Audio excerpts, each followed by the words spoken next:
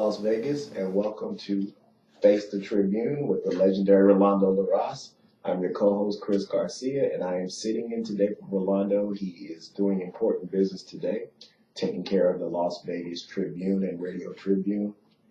He is constantly working. He has a motor. I don't know who has more energy, Donald Trump or Rolando LaRosse, but he's working very hard today, and he will be back with you tomorrow. I'm so blessed to be with you today.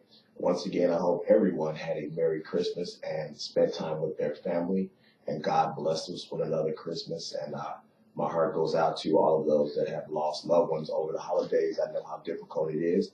And for all of those people who are away from their family on the holidays, especially our men and women serving in the military, all of the branches all over the world, God bless you, and you are in our prayers always. With that, today I'd like to start the show.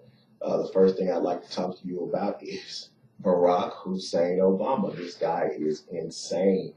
Do you hear what he's been saying? He's been saying that if he had went against Donald Trump, that he would have won the election. This guy is absolutely crazy. He is insane. There are dreams of grandeur. I don't believe there's no way in the world. I think he believes that Hillary Clinton, if she had done a better job talking about the things that the Obama administration, their accomplishments, if they had done a better job, that she would have won.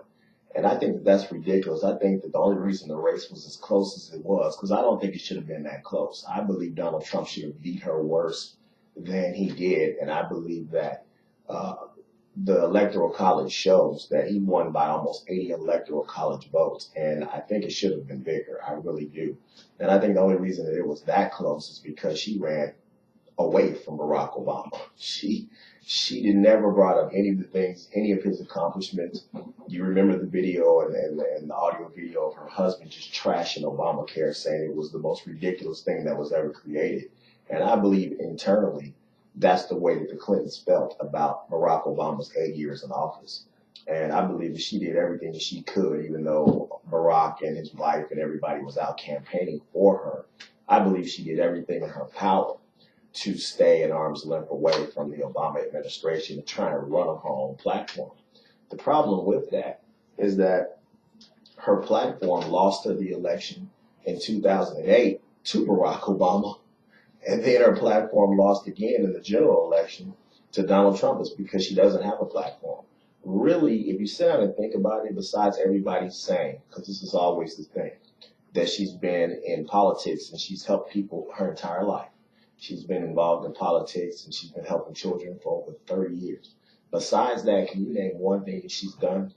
Can you name one thing that she ran on? Can you really remember? I can remember so many things that Donald Trump talked about, from borders patrol, security, to national security, to cutting taxes, to bringing jobs back to America, to draining the swamp of Washington, D.C., to attacking ISIS. I mean, I can name 20 things just off the top of my head that he ran on, to, keeping businesses here in America and offering them tax incentives to stay here, like Carrier, which he's already done. I can name 20 things. You cannot name me one thing that she ran on. The only thing they kept saying is that Hillary Clinton has been there for you, that she's had a lifelong service, and she's been serving people and helping children her entire life, which is a bunch of baloney. I'm from Chicago. She's from the north side. I can't remember anything she did in Chicago for anybody. And all she did was mess up things as Secretary of State. I can't remember any good things she did as a senator. I can't remember anything. So she has no platform except she's Bill Clinton's wife, and she's been in politics her entire life. That was her platform. You put that platform against Donald Trump's platform, she would lose the election again today. She would lose it next year and the year after that. And Barack Obama, if he ran against Donald Trump on his accomplishments, he would lose every day of the week because he hasn't accomplished anything. I think it's the most, can you imagine him debating Donald Trump about Obamacare? That would be the most one-sided, ridiculous debate. Donald Trump would have to keep from laughing if he debated Barack Obama on Obamacare. It is a disaster. So I don't understand what in his right mind makes him believe that he would beat Donald Trump in the general election. The same people that voted for Barack Obama and at just about every county switched over and voted for Donald Trump. That is a referendum on how bad he did as president of the United States, there is no way in the world that people would vote for him. No way. If he ran against Donald Trump today in a one-on-one general election, I think he would get beat worse than Hillary Clinton. Because I think some of the states that Hillary carried, I don't think Obama would carry those states. I think he would have won by 100, 120 electoral college votes. I think Donald Trump would have won an election easily against Barack Hussein Obama. Could you imagine them debating on national security? I mean, just about every day you pick up the newspaper or you turn on the TV or you're on the internet, there's another attack around the world. We've had several in this country during Obama's administration. How could he defend what they've done and leaving a vacuum in Afghanistan and Iraq for ISIS to grow? How could he defend that? I mean, he would be a worse candidate than Hillary Clinton if that's possible. If Barack Obama tried to run for a third term, he'd be a worse candidate than Hillary Clinton. I think Donald Trump would have killed him in the general election, and I think this guy is having a rough time letting go. You know, I was talking yesterday to Rolando, and I was talking to my wife about that. He's a relatively young man, and I don't think he knows what he's going to do after this. I'm not sure of his age. I know he's in his early to mid 50s, and it's pretty tough when, you know, you basically reached the plateau. I mean, there is no more going up after you've been president. That is the highest job in the land, and I think he accomplished that at a relatively young age, and I can't see people clamoring for him to speak. I mean, even they paid hundreds of thousands of dollars for Bill Clinton to speak at certain things, and I can't see him having a foundation. I mean, I don't think world leaders, I don't think anybody has any respect for him, and I don't think people are going to be clamoring to pay to hear him talk about anything. I think his political career is over. I think he has very little influence around the world. I don't think he's left a mark as far as doing anything that's reputable, anything that has helped out this country, anything that has helped out other countries. I think he's been a disaster. I think his whole administration has been a disaster. Did you hear what John Kerry did? I mean, does it get more ridiculous? I mean, they are our number one ally, Israel, besides maybe Great Britain. Without Israel, the Middle East would be 10 times worse than what it is. And yet you go behind their back and you're talking to the Palestinian leaders behind the Israelis' back about settlements in Israel. It's absolutely a joke. And they're just trying to do this so that when the Trump incoming administration comes in, that there's some sort of turmoil. But luckily, Benjamin Netanyahu and the other Israeli leaders, the top cabinet leaders, they're saying we are more and willing to deal with the Trump administration. We can't wait till Obama gets his butt out of office. They know what they're trying to do. Barack Obama has never been a friend to Israel. The communications between the two countries has broken down. It's been a disaster. We have not had their back. Barack Obama has been an apologist president to those Islamic terrorist states. He has been a friend to those Islamic terrorist states. He won't even call them by their name. Radical Islamic terrorists. He will not say the words. John Kerry will not say the words. Hillary Clinton will not say the words. Because he is a friend to those states. Make no mistake about it. You do not call your friends names. And he has no intentions on calling them names. None whatsoever. We're getting calls right now. People are calling in all the time and they're making comments on the show and what's going on. And I think it's just incredible. Continue to call in 702-983-0711.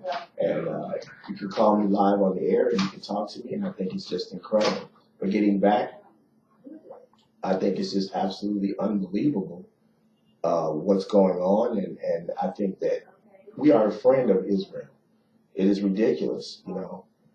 We should not be leaving them out to dry. We should not be talking about settlements that, you know, those settlements are meant for a reason. Those settlements are meant for there to be stability around the West Bank.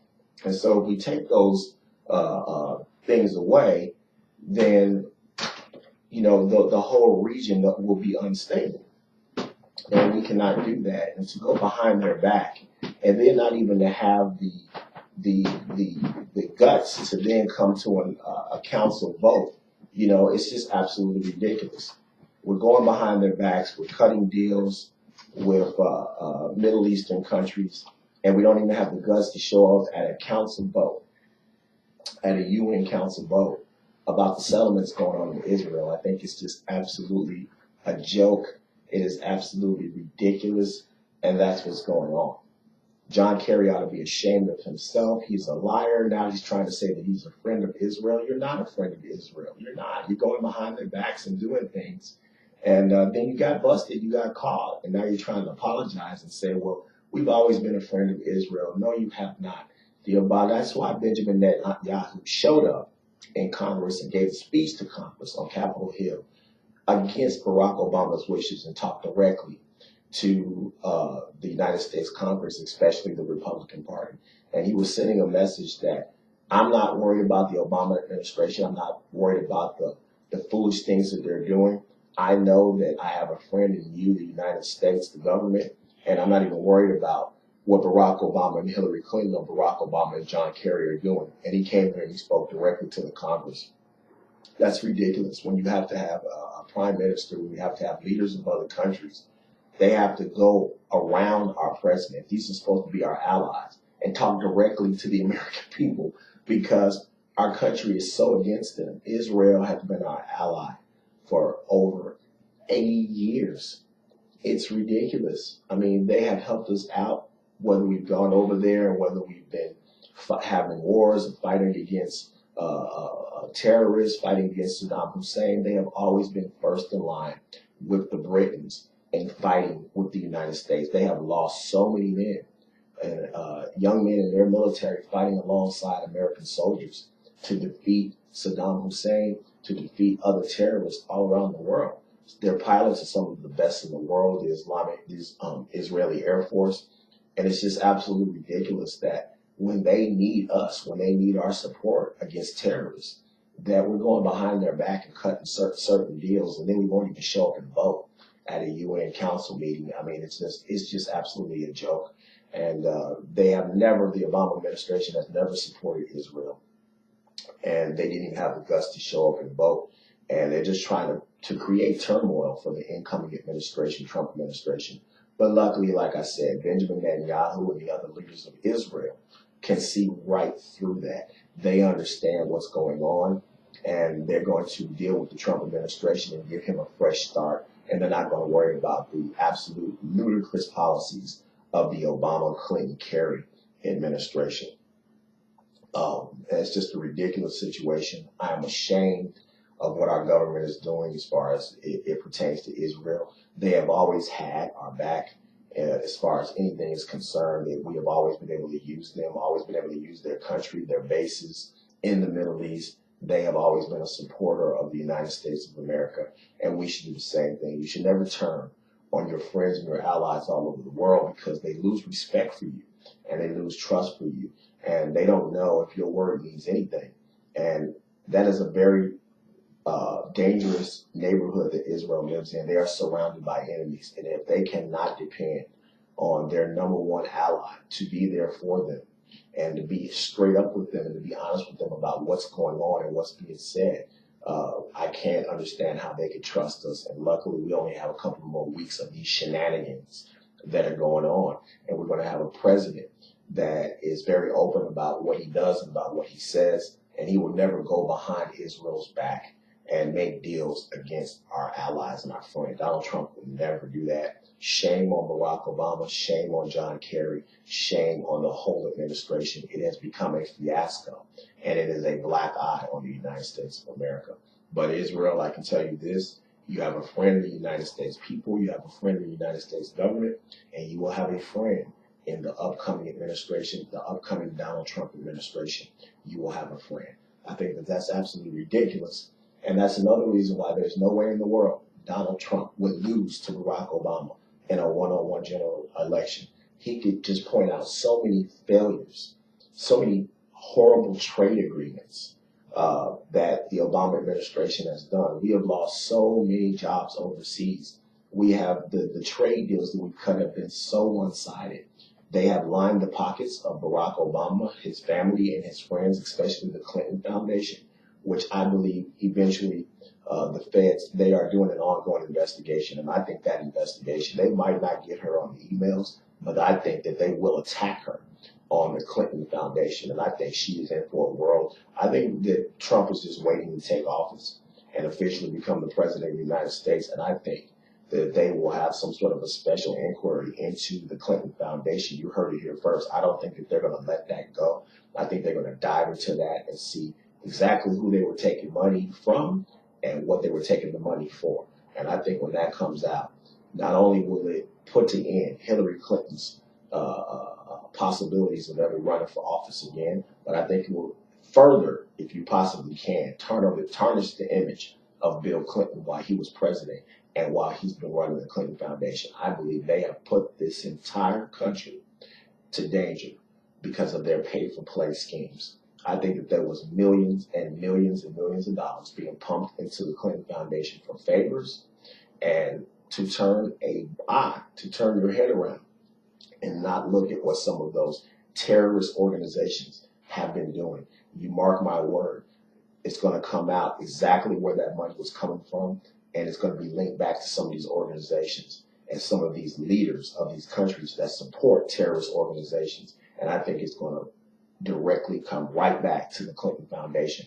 And I believe that the feds are going to continue to dive into that and to look into that pay-for-play scheme, because I think it put every single American citizen in danger. And I think that it's absolutely a joke what's going on. I cannot wait for Barack Obama to get out of office, and we will have a president that cares about the American people, that is respected all over the world by other leaders, and will call radical Islamic terrorists for what they are. They are killers, and he will say those words. So I cannot wait. Another thing that I'm so proud of is that it's amazing what a man can do. He is not even president, and besides him saving American jobs, Donald Trump, him himself, because he has his own plane, again, it's the art of the deal. He could negotiate with Boeing to cut the cost of the two Air Force One planes.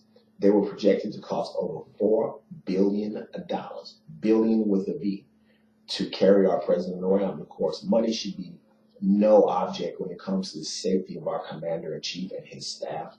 If it costs $10 billion, they should pay for it. We should pay for it, whatever, because we want our president to be safe at all times. And there's so many things that go into making a plane, a military-grade plane, basically what it is. It is a destroyer. It has missiles on it. It has anti-aircraft radar. It has all kinds of things that cost millions and millions and millions of dollars each part. All kind of communications in case things break down. I mean, so much money is spent on those airplanes to design them and keep our president safe. They have stealth that's built into the airplanes, so many things. But at the same time, he's saying, you know, I already have a plane, and how much cheaper would it be to just equip one of my Trump planes, 747 or 737, I'm not sure what kind of plane Donald Trump has, but how easy would it be to equip this plane, and how many hundreds of millions of dollars can I save the taxpayers instead of, you know, paying over $4 billion for two Air Force One planes. And it's amazing that Boeing came back, and again, this just shows the kind of man Donald Trump is, the kind of businessman he is, the art of the deal. They say, oh, we can do it for a lot less than $4 billion. Isn't that amazing? I mean, he's not even taken office yet. He is saving our jobs. He is giving tax incentives to businesses to stay in the states that they're in, to stay in the United States of America. He is cutting deals, you know, already all over the world. Business leaders from all over the world, Japan and everywhere, are investing in our country. And even in his own personal life, his own personal plane is going to carry him around for the next 4 years, and I hope the next 8 years. He is looking to cut costs.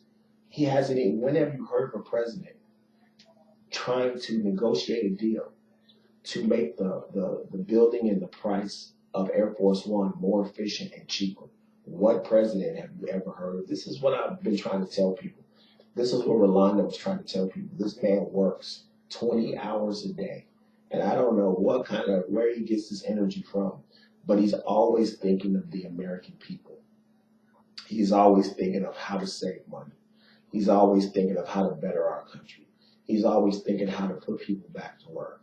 He's always thinking about how to hire smart people, smarter than him, in positions that are going to affect the United States of America. I mean, you knew when he was going to be a good president. And one of the first things my wife, Sian, the producer, said was when Mike Pence debated, was in the presidential debate. And you just saw how presidential he was, how together he was, how he made the argument. Sometimes I felt like he made the argument for Donald Trump better than Donald Trump made for himself. And I think that he represented the president so well. He represented the Republican, the conservative party so well. And I think that he looked so presidential. I could very easily see him after Donald Trump finishes his 2 terms. I could see Mike Pence running for president, and I could see him winning. I think he would be an unbelievable president, an unbelievable leader. And he's so calm, and he's so cool, and he's so together. He never let Hillary Clinton's partner rattle him during that vice presidential debate. He never did. He stayed on top of his game. He defended Donald Trump. People say he didn't defend Donald Trump. I don't know what debate they were watching. He defended Donald Trump to me, and he was always by his side. People say he ran for him. I don't believe that. He's just a very calm person. He's not very excitable. He's not very argumentative. He says his point, and that's the end. And I think that when you look at Donald Trump and you look at him, you feel like he wasn't as boisterous or he didn't get his point across as well as Donald Trump, so that he wasn't on Trump's side. But that was the furthest thing from the truth. Mike Pence was with Donald Trump all the way. He was one of the first and few people that believed in Donald Trump, and that's why Donald Trump chose him to be his running mate. But that just goes to show the kind of person that Donald Trump is. He puts people, I think that Dr. Ben Carson being head of HUD was an unbelievable decision. And that's the kind of people that he likes, people more intelligent than him. He likes people that brings things to the table, that ups the discussion and ups the debate, that he can learn from. Now, he's the kind of man that he's going to make his own decision in the end, but he likes to be surrounded by smart people, people that make him think, people that raise the level and that raise the level of debate and make him a better person and make him think about things. But that's the kind of person that he is, and he already is saving us money by redoing the deal with Boeing to make Air Force Ones less than $4 billion for 2 planes. I mean, that's a little rich. Unless they're going to Mars, I don't see why 2 planes cost $4 billion. And I definitely, again, I want Donald Trump to be as safe as possible. And I want him to have all the things he needs on Air Force One, because you do so much work on that plane besides safety. But $4 billion for 2 planes is a little ridiculous. I think you could make planes from scratch. He could equip his planes for half of that, and it would be saving the American people money. So again, kudos to Donald Trump for doing that. And I think that that's just unbelievable. That's the kind of person that he is. A bunch of generals met with Donald Trump over the holiday weekend down in Florida. And again, that just goes to show you the kind of man this man is. He never takes a day off. I mean, I think the President of the United States took the holiday weekend off and was with his family. But this man never stops working. He had people down in Florida to his home down there. He met with generals, and he wants to hit the ground running. He got the support of over 200 generals when he was running for office in the general election and in the primaries. Generals came out and supported him, and that's because they talked to him. That's because he spent time with them, and they respect his thought process as far as fighting ISIS and as far as fighting terrorism all around the world. I think these generals see a leader. They see somebody who's going to stand up and fight for the American people. And I think it's just outstanding that they went down over the holiday season away from their families and met with Donald Trump in Florida. And he came back so strong, and he said that it was a good meeting. And I think they want to hit the ground running. I think ISIS and the Taliban and Al-Qaeda and these other terrorist organizations all around the world, watch out. Because I think Donald Trump's going to come in his first 100 days, and I think he is going to go after them. I think he has the respect of the generals. I think the generals have his respect. I think he is going to go all out. I think he is going to definitely spend money on our defense, on our military. They need it. Our military branches have been neglected over the past 8 years. have been hung out to dry. The generals have had no voice in this administration. They have not been listened to. He tries to take credit, Barack Obama, for the finding and the killing of Saddam Hussein. Trust and believe, George W. Bush did 90% of that work. And, he is such a gracious man. George W. Bush, could come out and could talk about Barack Obama, his failures, both domestically and internationally. He could come out like most presidents do, but he has been so gracious and has kept his opinions to himself. He has been very quiet through all 8 years of the Obama administration. And of course, the Clintons weren't, and Gore wasn't when George Bush was president. They didn't show him that same humility. They didn't show him that same graciousness. They had just attacked George W. Bush on every single thing that he did, even when he was right. He was right about a lot of things that we're coming to find out now. He was right about going. People always say, why did he go into those countries? He went into those countries for preemptive strikes because you cannot be reactive when it comes to terrorism. George W. Bush saw what was coming. He saw that these organizations were growing, and he felt like he needed to attack at the heart of these organizations because he knew the heart of these organizations was in Iraq and in Afghanistan. And isn't it funny that the vacuum that the Obama administration left by pulling out too early, that's where ISIS grew from. So George W. Bush knew that, we might not have found a weapon of mass destruction, but he knew that there were weapons of mass destruction in Iraq. They were chemical and biological weapons over there. And if those terrorists got a hold of them, some of these things that are happening all over the world and in this country would be way worse than had we not gone over there and invaded. Because trust me, Saddam Hussein would have done business with those growing, the Muslim Brotherhood and the Taliban and ISIS. He would have done business. And George W. Bush was smart enough to know 9/11 today, what's going to be tomorrow? It's going to be 10 times worse than that. So we took preemptive strikes, and he was going to lead military over there. And Barack Obama, to prove that him and the left-wing liberal nuts were right, pulled those soldiers out way too early. And it left a vacuum in the Middle East that produced ISIS and the Muslim Brotherhood and all those other organizations. That's what's going on right now. So it's just absolutely ridiculous what's going on. And it's just, he's just been a bad president, Barack Obama. And that's why the generals have no respect for him.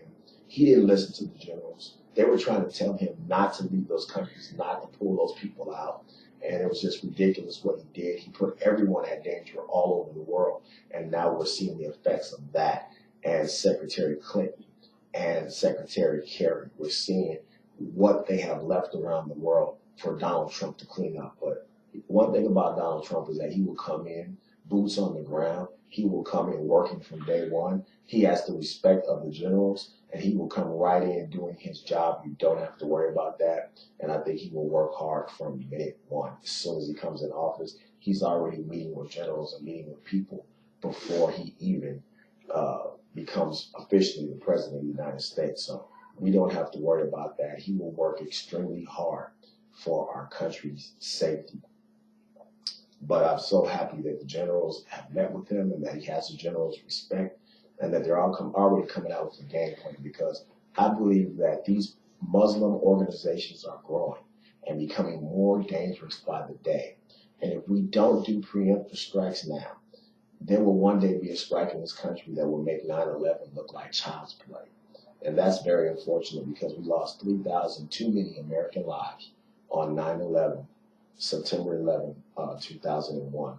We shouldn't have lost one American life, but we lost 3,000. We lost 3,000 too many. And these organizations, trust me, daily, they're sitting somewhere, some cave or some house or some hut, planning attacks on the United States of America. They are on the internet. They are using international bank accounts to plan attacks on the United States of America. And if we don't use preemptive strikes to come after those organizations, they will hit us again. They will use our open border policy that the Obama and Clintons wanted to have. And they will come right up through our open borders, through our southern open borders, and they will blend right in with the population coming up. And we don't even want to vet those people. They will come in if we allow Syrian refugees to be taken into Germany for nothing, to be taken into the United States, and they want 50% more Syrian refugees to come into the Western European countries. and come. Where are they going to go next? They're going to go to the United States, or they're going to plan a tax on our allies in England and Germany. We cannot afford that, or a tax on Israel. We already see the kind of president that we're dealing with. Him and his administration are having backroom meetings behind the Israelis' back with these terrorist states. Let's call them what they are. The Palestinians are terrorists, is a terrorist state. It supports terrorist organizations like Al-Qaeda and the Taliban. And these are the people that are planning to do attacks on the United States of America. And you're doing backroom deals with them. You're having conversations with them behind our allies' backs. That's a travesty. It's a joke. And I can't wait for him and his administration to get the heck out of office because it's a joke. But luckily, like I said, the military, the generals have Donald Trump's back. They have his support, and Donald Trump is meeting with them as we speak, and they are going to hit the ground running to protect our country. It's just amazing to me that, he's still in the news. I mean, I know he's still our president. He's still got a couple of weeks in office. But, I wish he would just go away. I'm tired of hearing about Hillary Clinton. I'm tired of hearing about Barack Obama. I think it's a joke. Nobody wants to talk about them anymore. I think it's a joke, and I think that I just can't wait until they get out of office, until they're done, and we'd be finished with them. We need Donald Trump to take over. We need Donald Trump to be president of the United States. This man just won't let go. I mean, you weren't hearing from him when Hillary Clinton was running for president. You didn't hear from him. But they totally were not expecting Donald Trump to win. They were not expecting Donald Trump to win, and now you hear from him every single day. I wish he would just go away. You accomplished absolutely nothing as president. We didn't need to hear from you then. We don't need to hear from you now. There is so much that you left void, so many promises. Being the first African-American president, there were so many things that you could have done, and you failed to do. And that's starting with your own city, my city, the city of Chicago. The South Side, where you're from in particular, is an absolute disaster. If you were running for president against me, I could have beat you just on that. You mean your home city is the murder capital, not of this country. Chicago is the murder capital of the world. So how can you talk to me about anything when so many young African-American men are being slain every day on the South Side of Chicago? When so many African-American men are unemployed in Chicago, where so many businesses are leaving Chicago. I think it's an absolute joke that you have any basis to run on anything. If you don't take care of home, how can you take care of the country? And all Donald Trump would have to do is like he was doing during the campaign. He continuously talked about the ghettos. He continuously talked about the inner city. And the reason that they called him a racist is because he was hitting a sore spot. When he talked about those inner cities, Barack Obama and Hillary Clinton, who are both from Chicago, knew where he was going. He was going right to Chicago. They knew that as soon as he started talking about inner cities, as soon as he started talking about the black vote, as soon as he started talking about, every 4 years they come around and they get the black vote, and then they say, I'll see you in 4 years. Those kids are forgotten. Those young men and women on the South Side of Chicago, they are forgotten. He has done absolutely nothing for them. You cannot tell me that, because I lived in Chicago for over 25 years on the South Side of Chicago. So I know. I saw the deterioration of that city, a beautiful city, one of the most beautiful cities on earth. I think Chicago, San Francisco, maybe Paris are the three prettiest cities on this planet. And just the lakefront in itself is absolutely beautiful. But when you go into the inner city and you see the vacancies and you see the abandoned apartments and you see the boarded up homes where it used to be thriving neighborhoods, when you see the banks that have closed, the grocery stores that have closed, and the violence go up, the gang violence. I mean, over these weekends, you have 60 and 70 people get shot in a weekend. That's more than what happens in Afghanistan. That's more than what happens in Iraq. It's absolutely a joke. And yet he's preaching to us about Obamacare, where the premiums are going through the roof. You're not taking care of home. You're not taking care of our country. You're not taking care of our future. These young people that are getting gunned down were our future lawyers. They were our future doctors. They were our future astronauts. They were future you. You're from the south side of Chicago. You were an activist. Could you imagine if you had got gunned down, Barack Obama? You would have never become president. So it's absolutely ridiculous that you don't care about the safety of these people. You have your friend, Rahm Emanuel, that's the mayor of Chicago. You have a Democratic. They have total control of the state of Illinois. They have total control of the county of Cook. They have total control of the city of Chicago. And yet they do. The Democrats have done, the liberals there have done absolutely nothing for the residents of Chicago. It is ridiculous, and there's nothing being done. And he has no platform to go on. He has no platform to run for office. And I think Donald Trump would have beaten him very easily in a general election, because once Donald Trump finds a point, finds a weakness, people call him a bully, but I like that about him. He just continues to talk about it and talk about it and talk about it. He would not let the emails go. And I think that was her downfall. She had no answer for the emails. And he said, you belong in jail. He said, you don't just belong not standing here at the podium. You need to be arrested. And people thought about that. I even thought about that. When I went to bed at night, I said, if I had done that, where would I be at? I'd be under the jail. And I think that that's how Donald Trump is. Once he finds a weak spot, once he finds something to go after, he does not let go. And I think that there would have been no answer. Barack Obama standing on stage with Donald Trump in a general election, at a debate, both people standing next to each other in front of 150 million Americans watching those debates. Once he asked him about the South Side of Chicago, once he asked him about his own home city, he would have had absolutely no answers for that whatsoever. And Trump would have done it every debate. Trump would have done it every time anything came up. If he asked him about anything, he would say, well, what are you doing in your own city? 60 more people died this weekend. Where were you at? Where were you at, golfing? I mean, he would have had no comeback for that. So that was a very sore spot for the Democrats. And so anytime he brought that up, I don't know what words you're supposed to use. I used the word blacks. I used the word inner city. I used the word ghettos. I lived in those neighborhoods. That's exactly what they are. So I don't know what you're supposed to call them, these special politically correct words, but I'm black and I'm Cuban. I don't know about African American and all that kind of stuff. I don't use those politically correct words. I use black and white, Asian, whatever you are. And I think that that's exactly what he said. And when he brings up those words and he talks about, they know where he's going with that. He's going to talk about Barack Obama's failures. He's going to talk about the inner city failures, not just in Chicago, but all over the country, New York, Los Angeles, Memphis, New Orleans. You go into these inner cities, they are a disaster. You want to talk about the forgotten people?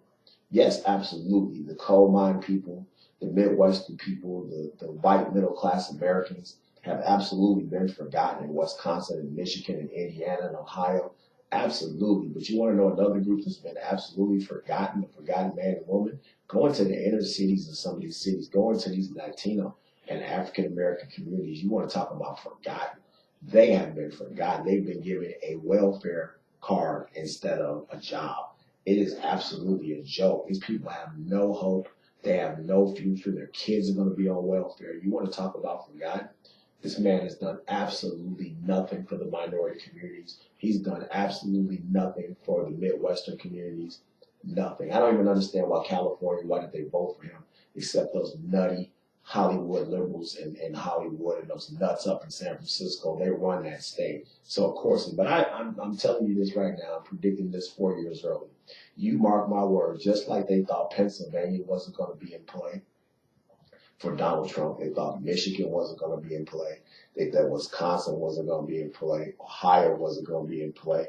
Florida wasn't going to be in play. He won all those states. Pennsylvania was the most shocking. And I told people, I said, watch him in Pennsylvania, because once you get outside of Philadelphia, those people have been hit hard by job loss, by the steel mills closing. And he's talking directly to them. You mark my word, New York State is going to be in play.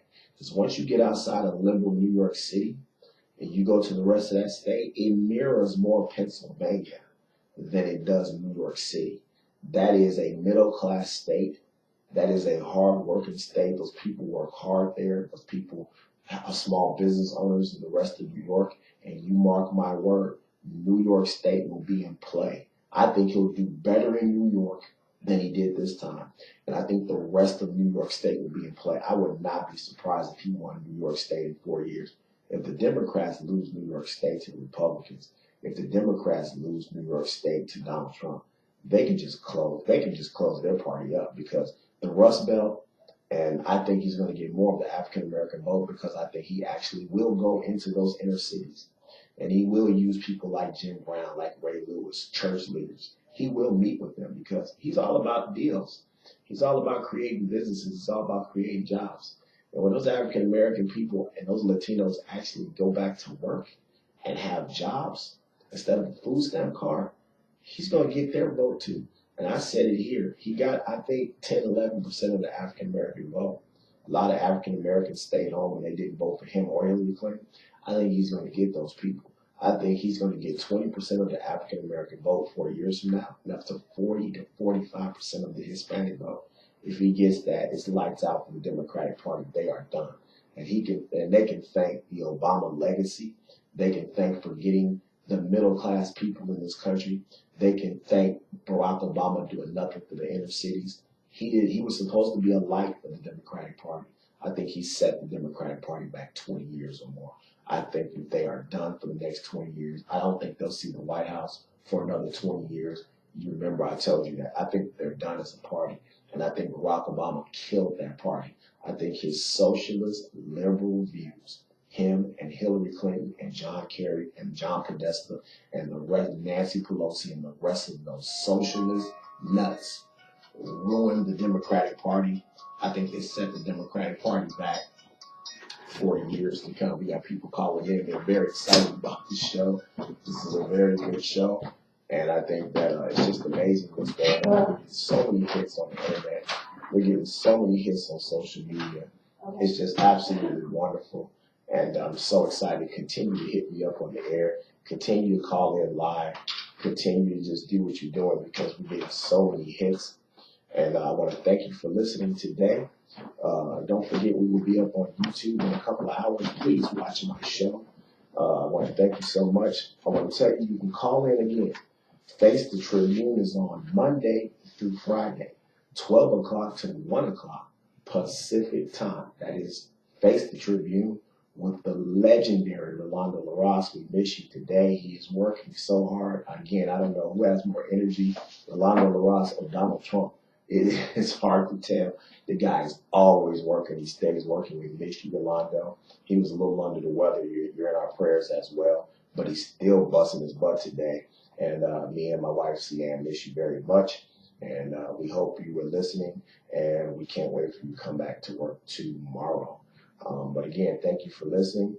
Chris Garcia, the Conservative American, is on from 1 to 1:30 Pacific time. And again, the call-in number for both shows is 702-983-0711.